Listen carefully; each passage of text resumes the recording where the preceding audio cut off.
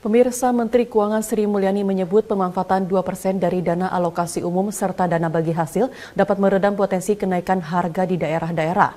Menteri Keuangan juga menekankan pentingnya peranan pemerintah daerah dalam pengendalian inflasi.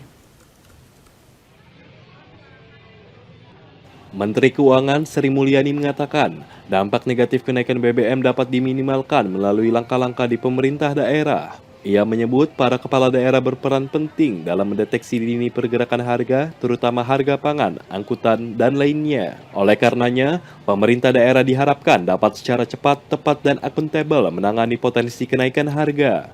Pemerintah pusat sesuai instruksi Presiden Joko Widodo telah mendorong para kepala daerah untuk menggunakan 2% dari alokasi dana alokasi umum, serta dana bagi hasil untuk pengendalian inflasi. Menteri Keuangan pun mengatakan pemanfaatan dana tersebut dapat meredam potensi kenaikan harga di daerah-daerah. Hal itu disampaikan Menteri Keuangan seusai menghadiri rapat internal di Istana Kepresidenan Jakarta Selasa 13 September 2022. Gunakan instrumen APBN dan APBD, terutama kalau di daerah, itu ada dana dari transfer umum, yaitu dana alokasi umum dan dana bagi hasil 2%-nya itu bisa digunakan untuk meredam kemungkinan potensi kenaikan harga di daerah-daerah.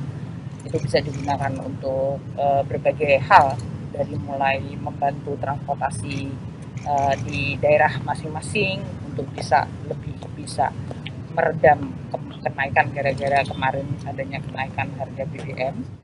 Sementara itu, Menteri Koordinator Bidang Perekonomian Erlangga Hartarto mengatakan, dua sektor utama yang menjadi perhatian dari dampak inflasi, yakni pangan dan transportasi.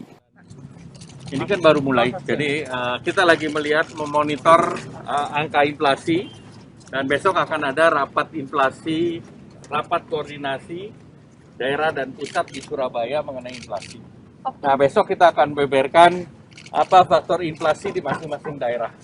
Sehingga kita menjaga, dua yang kita jaga, inflasi daripada bahan makanan dan inflasi dari transportasi.